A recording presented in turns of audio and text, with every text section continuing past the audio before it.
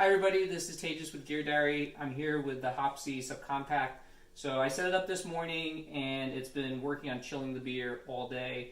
You saw my comments that the fan is kind of loud. Right now it's not that loud, you can still hear it, but I think because it's at the right temperature it's sort of slowed down. But it's ready. You can see over here the light is green, which means the beer is actually chilled to the right temperature. So let's give it a shot. So again, have a glass, hold it at 45-degree angle, and just pull down on the handle here.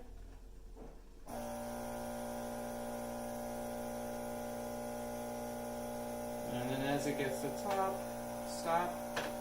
And so there you can see you got the beer as it would be from a tap at a bar. Let me take a quick taste. See, there's a good amount of head there.